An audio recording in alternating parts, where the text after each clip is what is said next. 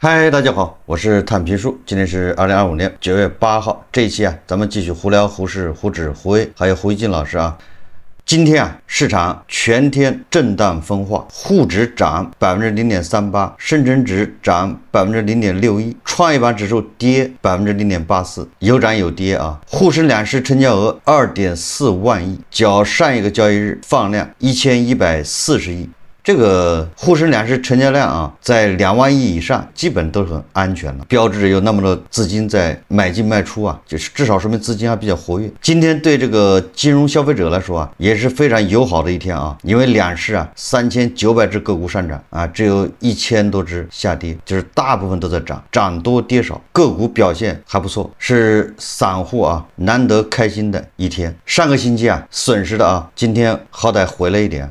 这个财联社报道说高盛乐观预测中国股市仍有上涨空间。高盛一位高管最新表示，投资者情绪已经显著改善，中国股市仍有上涨空间。我们从客户和投资者那里听到的是，围绕中国股市的情绪已经改善。高盛亚太地区总裁周三在接受媒体采访时表示他指出，中国股市这波反弹具有一定的支撑，虽然一些长线投资者仍在寻求更明确的政策信号，但对冲基金的资金流入状况有所改善。他表示中国股市上涨的一大推动力仍然是拥有大量储蓄的散户投资者，也就是高盛他认为咱们这个股市还有上涨空间我记得他还说过至少还有10%以上的空间吧。当然他一般说的都是沪深300那个指数，但是他说这个空间的理由是什么呢？他并不是说咱们的基本面变好了而是说政策信号。第二个是咱们还有大量的散户投资者还没有进场，就这个意思说到高盛呢，这个坊间一直说江湖传闻说高盛反买，别墅靠海，这个大家都把这个当个笑料，当一个梗。但今天好像有人还真这么说所言不虚。这个人还挺厉害的，他就是美国现任财政部长，他居然也说高盛反买，别墅靠海，这是怎么回事呢？这个贝森特他在接受这个 NBC 主持人访谈的时候然后这个女主持人咱就说这个特朗普你这个高关税你最后这关税是由美国的消费者承担了。谁说的呢？说是高盛说的高盛的那个研究报告。然后这个贝森特听到这个主持人说这个数据来源于高盛之后，这个贝森特哑然失笑，笑了。最后他说我说之前之所以有不错的这个投资收益，这个贝森特好像以前是搞一个什么基金吧，他说我这个为什么有不错的收益呢？就靠跟高盛反着来。大家看视频Chris, if things are so bad, why was the GDP 3.3%? Why is the stock market at a new high? Because, with President Trump, we care both about big companies and small companies, and you're quoting big companies, but the big company index, the S&P, is at a new high. Hasbro says they're going to have to increase their prices. Goldman Sachs says 86% of the tariff revenue collected so far has been paid by American businesses and consumers. So just bottom line, Mr. Secretary, do you acknowledge that these tariffs are a tax on American consumers? No, I don't. Even though you have companies saying they are going to have to increase prices, and given the fact that 86% of these tariffs so far have been paid by Americans. You're quoting Goldman Sachs. So yes, Goldman Sachs, correct. I made a Which good, I said, yeah. I made a good career trading against Goldman Sachs. Okay. 当然了，这是贝森特一家之言就是这个说明什么呢？说明这个江湖上流传有一波人专门跟高盛是反着来的，确实是拿这个国际投行的这些报告不当回事，但反向指标。这个高盛告诉我们说，我们房地产是 L 型复苏，现在也不提了，也不告诉我们到底是在 L 这一竖还是在 L 这一横还是啥情况，不提了。高盛非说我们拼是科技股，所以说别管它是多么出名的这个华尔街的这个投行或者什么专家或者什么机构都不能迷信仅供参考。这个周末最大的新闻就是第9任村长落马，这2天就围绕着第9任村长落马的各种坊间的消息是吧？我想大家恐怕都看了很多了，还有很多人写的这个出来回忆自己跟这个落马的村长之间这种斗争，或者甚至有人这个回忆自己遭到这个落马村长的这个打压。这其中就有这个证券专家刘继鹏，他就做了个视频他回忆自己被这个，因为他仗义直言就是他老是说这个胡适不合理的地方，结果就遭到这个第9任村长这个对他进行施压。他说这个第9任村长开创了对学者讨论学术问题，直接给其单位领导打电话告状的先例。大家看视频啊。今天各大媒体都报道了议会满被查的事情，中国证监会也在今天召开了党委会议，传达了中央纪委、国家监委对议会满涉嫌严重违纪违法进行审查调查的决定。很多媒体在提到他任证监会主席的5年期间，一共上市了1700家上市公司，说这个数字是不准的。事实是在2019年到2024年5年间，一共发了1906只新股， IPO 的总融资额高达2.2万亿，平均每天 1.07 只股票，从市场上抽血12.62万亿。他在任5年的融资总额占过去32年 A 股 IPO 融资总量的 41.59%， 接近了前8任主席的融资总额。另外他还大规模的搞了再融资 5.6万亿，总计是 7.8万亿。这些数字可以看到，他打着注册制的旗号，实际上掀起了密集的 IPO 洪流，新股隔久才上市，三高超募比比皆是，垃圾股套现、高频融资以及转融通等等，对市场竭泽而渔。我今天的感触很深的，我曾经写过一篇文章，提到了监管制度改革以及证监会和交易所的关系问题，但就是因为这篇文章，他让办公厅直接给政法大学的校领导打电话，这位校领导又批评了我，说我不应对监管制度说3道4。议会满这样做，开创了对学者讨论的学术问题直接给其单位领导打电话告状的先例。其次，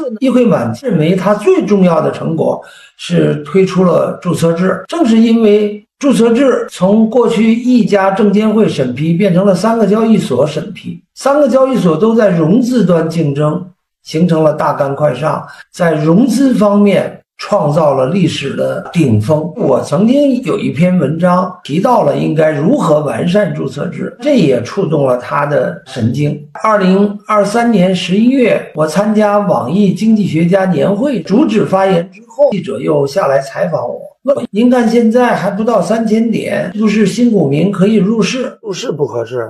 如果我们的制度做了调整和改变，比如说解决了一股独大的问题，解决了我们交易所的公司制改组问题，我们的注册制也到位了，甚至对于我们今天的量化交易、融券卖空有一个政策规定停下来。影下，我们期待着通过这次的调整，我们能有一个制度的变化。如果这些制度到位了，你再让你的不太熟悉财经知识的朋友，事后他们把刘继鹏等制度完成了调整和改革，再考虑入市不迟。这篇文章至今还在网易的互联网上，没有任何问题。但是中国网财经就 copy 了这个采访，他们换了个题目，也换了个照片，题目改为了刘继鹏劝股民别入市。这个话我从来没讲过的。当时股市已经2800-900点，很低，也非常敏感，所以这个报道一出来就被封掉了。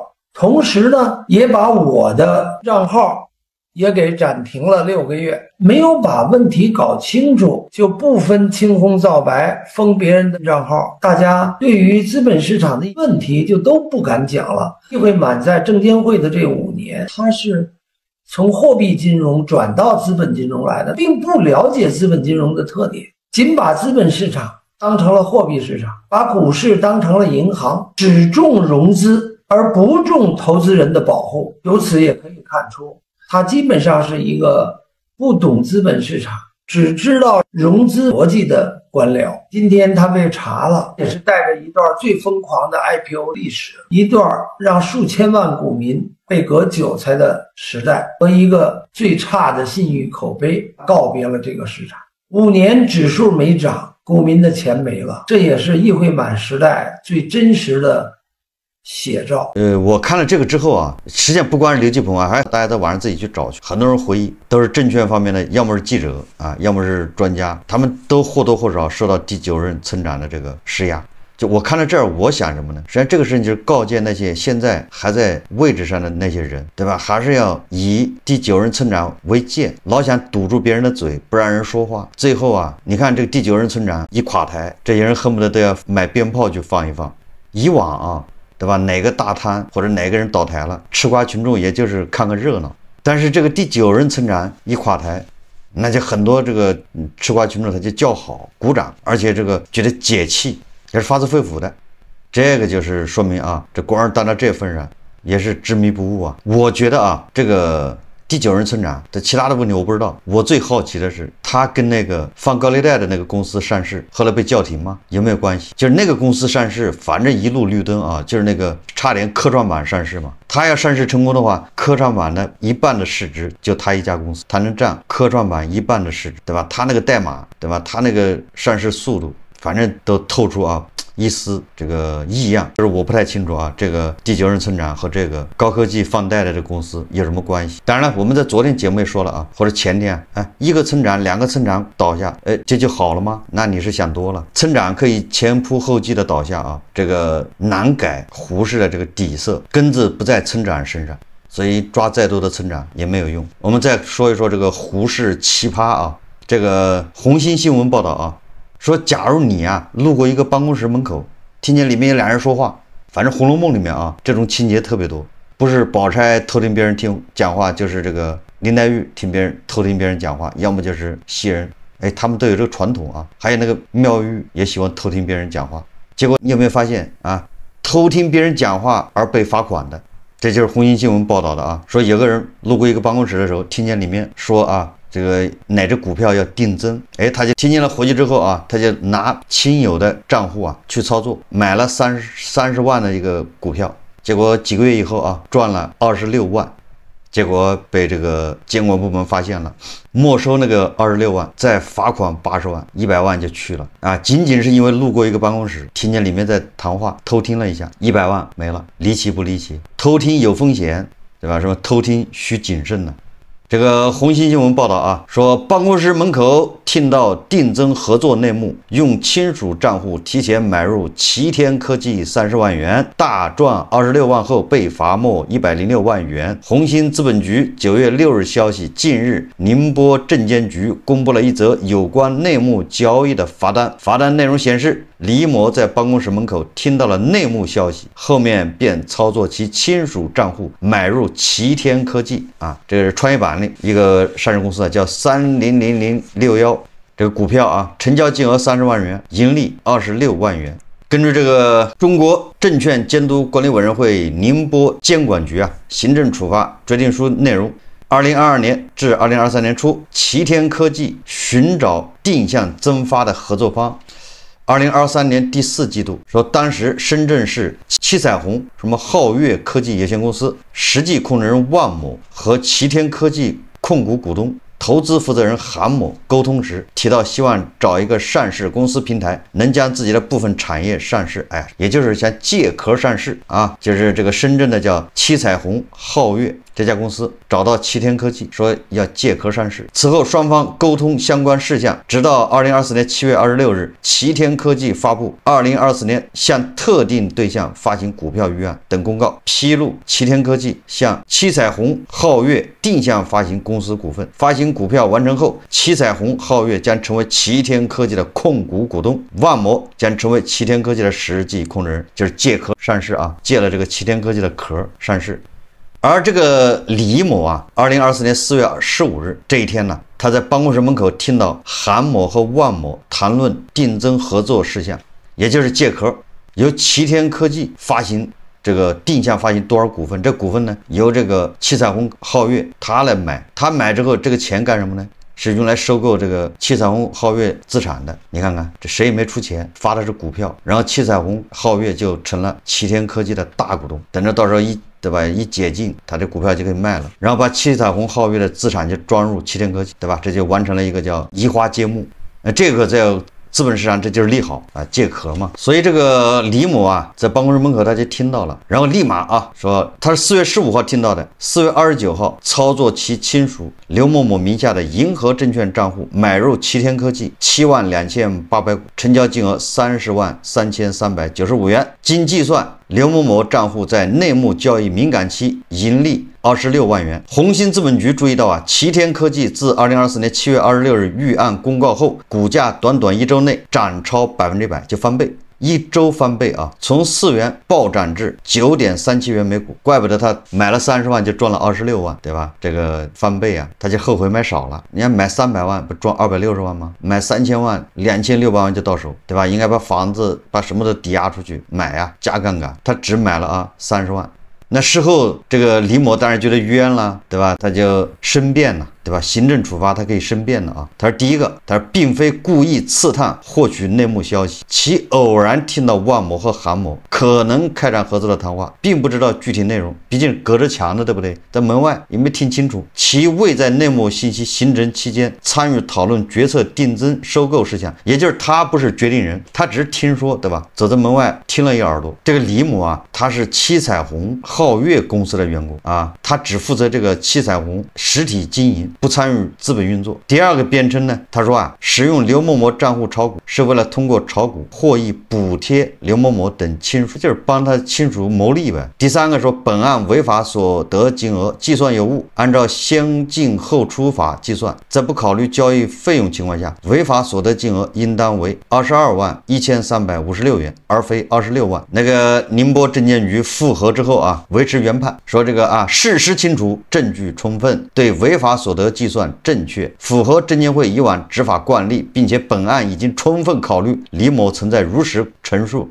积极配合调查等情形，对其量罚，属依法从轻处罚。宁波证监局决定对李某没收违法所得26万，并处以80万元的罚款。实际这个事情很简单啊，这个李某抵赖，他后面的申辩纯粹是狡辩了，什么在门口偷听一耳朵，这个都属于他是有目的的。哎，他自己辩称啊，他说我这不是这个故意的啊，刺探获取内幕信息，他就是故意的。为什么呢？因为他作为七彩虹皓月的公司的这个一个负责经营的，那肯定是个小领导啊，对吧？副总经理之类的，他当然知道他们公司要借壳上市，但是借哪个壳他不知道，这大家懂吧？就是作为老板啊，董事长，那每年每个季度半年度报告，对吧？我们公司下一步要怎么干，对吧？未来前景在哪儿，那都要讲的。那讲里面肯定说，哎，我们要上市，对吧？这董事长开会要做报告都要吹的嘛，至少那个高管会议他要吹吧，对吧？咱们目标是啊，今年上市，那怎么上呢？看来看去啊，这个借壳这样快，所以这个恐怕啊，在这个七彩虹皓月的公司的高管里面，恐怕早就知道啊，公司要上市要借壳。那这时候这个李某啊，在办公室门口过的时候，听见那个里面在聊这个，对吧？他就知道借的是哪个壳啊？齐天科技。这个还不是有目的的去打听的吗？这个事情告诉我们啊，对吧？这个胡一静老师啊，到处瞎打听，周末跑去参加这样那样的饭局，迟早要栽跟头啊，说不定哪天就办他一个，对吧？叫内幕交易啊，跟加涛老师一样坏了事。炒股就怕瞎打听，赚了钱有可能要被罚款，罚就是没1罚3，不赚钱嘛那赔钱了，对吧？你瞎打听还赔钱，到时候抓了现行，狡辩有什么用呢？我们再看啊，这胡一静老师最近有点这个啊，可能赚了点钱呢，颇有那么一点老夫聊发少年狂，左牵黄右擎苍啊，锦帽貂裘，千骑卷平冈。为什么这么说呢？啊，胡一静老师他今天先转发了一个黄杨甜甜跳舞的这么一个视频，大概是黄杨甜甜好像是上了电影学院吧，那个什么新生迎新生晚会还之类的，反正是跳舞吧。然后胡一静老师哎这么一大 V 你知道吧？转发完了之后他说啊，说真心为这个小姑娘高兴，并且祝福她。反正胡一静老师对这个黄杨甜甜是啊不吝这个赞美之词啊。我记得那个他不就是那个吧天价首饰的事情对吧？然后也跟着什么跟慈善啊跟公务员对吧有挂上关系。正当网友这个追问的时候对吧，这胡一静老师挺身而出啊，有那么一点点英雄救美的意思啊，至少好几次啊胡一静老师为这个黄杨甜甜说话。现在这事过去了对不对？没人提这事了，哎，胡一静老师还在这个推这个啊黄杨甜甜，所以给人感觉不正常，多多少少有点不正常。考虑到胡一静老师有这个要往人体摄影方面发展的这个倾向啊，或者说胡一静老师喜欢这一块，要不然不至于。当然了，胡一静老师为黄杨甜甜说话，多多少少我还能理解。